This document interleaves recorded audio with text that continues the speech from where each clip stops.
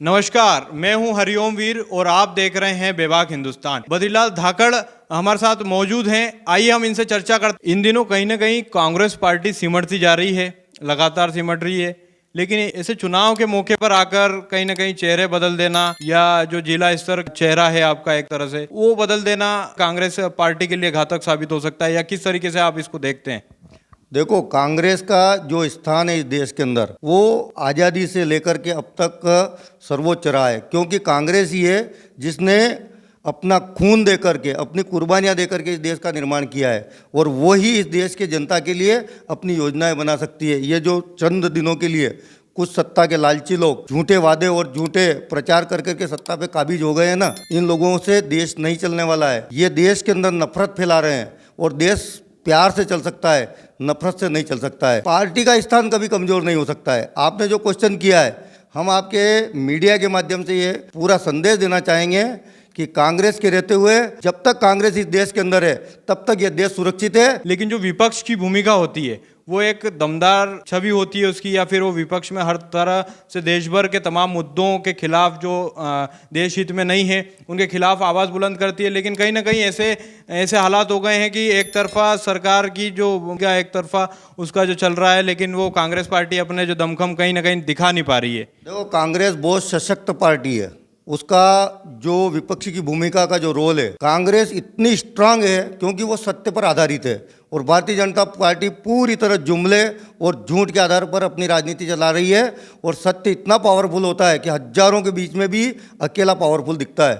Party हमेशा अपनी ताकत से पूरे देश के हित में अपनी आवाज़ को बुलंद कर रही है, और हमारे पास हमारे देश के अंदर पूरे विश्व का सबसे बड़ा लोकतंत्र है, जहाँ पर संवैधानिक व्यवस्थाएं हैं, और उन संवैधानिक आधारों के साथ, संवैधानिक व्यवस्थाओं के चलते हम हमारा विरोध चाहे रोड पे करना पड़े, चाहे अनशन के माध्यम से करना पड़े, चाहे धरने के माध्यम से करना पड़े, पर हम समय समय पर हमारी आवाज़ को बुलंद करते रहेंगे, लेकिन देश के लोगों के साथ कभी अन्याय नहीं होने देंगे। एक बात आप कह रहे हैं कि हमारी पार्टी दमदार है, ठीक है, और दूसरी तरफ कहीं ना कहीं पूरे देश में सिमटती जा रही है। कहीं बहुत सारी जैसे कि आप मंदसौर जिले की बात करें तो हरजीत दी एकमात्र विधायक थे, वो भी आपका दल छोड़ के आज भाजपा में है, और कांग्रेस की कमलनाथ सरकार भी आज एक तरह से ध्वस्त हो गई थी, और आज शिवराज सरकार ने फिर अपनी सरकार काबिज करी है।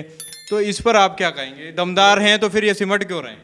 देखो, बहुत अच्छा क्वेश्चन किया है कि मध्य प्रदेश के अंदर कांग्रेस की सरकार आई थी, और मैं भी आपसे मीडिया से यही कहूँगा कि मध्य प्रदेश की जनता ने भारतीय जनता पार्टी को नकारा था। उसका मैंडेट भले ही चाहे बहुमत के आधार पर कम मिला हो, लेकिन उन्हें नकार दिया था और सत्ता में कांग्रेस को स्थापित किया था।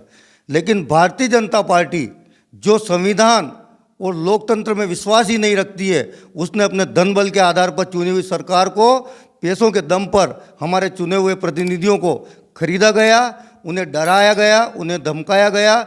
कई कारण ऐसे रहते हैं जो सामने कुछ और दिखता है और पर्दे के पीछे कुछ और चीज़ होती है।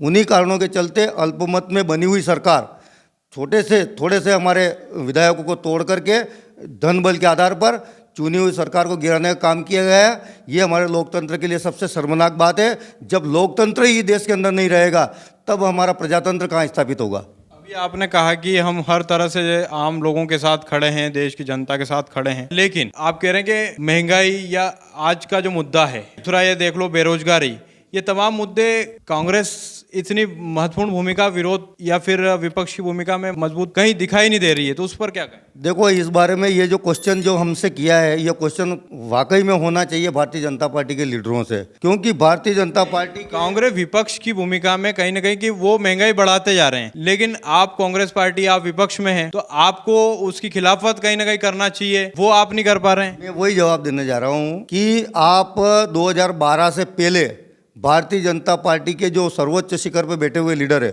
उनके सारे भाषण सुन करके देख लीजिए वो क्या बोलते थे। आज उनको फिर से रिपीट सुन लो, आपको लगेगा कि वो कितना झूठ बोलते थे। क्योंकि आपको नहीं लगता है, मीडिया वाले भी, आप भी इसी देश के नागरिक हो, वो कहते थे कि हम महंगाई नहीं, देश के अंदर महंगाई बढ़ रही है, क्या आज महंगाई रुक गई? वो कहते थे कि हम 100 स्मार्ट सिटियाँ बना देंगे, क्या देश के अंदर बन गई? वो कहते थे कि हम 2 करोड़ रोजगार स्थापित करेंगे, क्या बन गया? भारतीय जनता पार्टी से जुड़े हुए बाबा रामदेव और कई लोग ऐसे थे जिन्होंने बहुत चिल्ला चिल्ला करके ये कहा था कि यदि हमारी सरकार बनेगी तो पेट्रोल डीजल हम 30 से 35 रुपये लीटर में बेचेंगे। लेकिन आप देख रहे हो कि आज पेट्रोल डीजल के रेट कहाँ बढ़े हैं। भारतीय जनता पार्टी पूरी तरह वन मैन शो बन चुकी है। प्रधानमंत्री के आगे पूरा देश का संविधान झुका हुआ है और कोई भी उसके सामने नहीं बोल पा रहा है। भारतीय जनता पार्टी के लीडर और भारतीय जनता पार्टी के कार्यकर्ता भी दुखी हैं कि वो अपनी आवाज़ को बुलंद नहीं कर पा रहे हैं और उसी का कारण है। कांग्रेस करे अपनी आवाज बुलंद विपक्ष के तौर पे। देखो, कांग्रेस, आपको लगता है कि वो सिर्फ सरकार हत्या के बैठे हैं, तो उस स्थिति में कांग्रेस कहीं ना कहीं मजबूती दिखाए। आज तो सोशल मीडिया का दौर है, ठीक है, आप अपनी आवाज विपक्ष की, जो कांग्रेस की जो सिमटती जा रही है उस सरकार की, अगर आप आवाज कहीं ना कहीं बुलंद करेंगे आम लोगों तक पहुंचेगी। मेन स्ट्रीम मीडिया को छोड़ दीजिए, एक पॉइंट की बात कर रहा हूँ, डिजिटल मीडिया के सारे प्लेटफॉर्म आपके जितने भी आपके जो मीडिया के प्रभारी हैं वो तमाम आपके हैं, मीडिया प्लेटफॉर्म्स फ्री हैं, आप अपनी बात रखने के लिए आप पूरी तरह से धरना प्रदर्शन करने के लिए फ्री हैं, तब भी ये क्या कारण रह रहा है कि आप मीडिया को या फिर उनको दोष देने के लिए आप प्रतिबद्ध हुए? बिल्कुल आपका कहना सही है कि आप अपनी बात रखने के लिए तो फ्री है ना, बिल्कुल स्वतंत्र हैं। सोशल मीडिया हमारे लिए है और सोशल मीडिया है तभी कांग्रेस की गतिविधियां दिख रही है, नहीं तो आज हमारा देश का मीडिया वो कोई चीज़ पॉजिटिव दिखाना ही नहीं चाहता है। आज आप कह रहे हो कि आवाज़ नहीं उठा रहे हैं, धरना कर सकते हैं, लेकिन आपको ये भी जानकारी है क्योंकि आप भी इस देश के नागरिक हो, आज धरने की अनुमति नहीं मिलती है। जहाँ जहाँ पर भी धरना आंदोलन ये किए जाते हैं उनको कुचल दिए जाते हैं। आपने देखा अभी बहुत बड़ा आंदोलन हमारे किसानों द्वारा इस देश के अंदर खड़ा किया गया था, उसको रातों रात उन किसानों को डरा धमका करके, उन्हें पीट करके, उन्हें खदेड़ करके, उन पर आंसू गैस के गोले, उन पे पानी की बौछारें चला करके, आपने देखा होगा मंदसौर जिले के अंदर अभी 6 जून गया है, मंदसौर जिले के अंदर 2017 के अंदर भी हमारा बहुत बड़ा आंदोलन खड़ा हुआ था।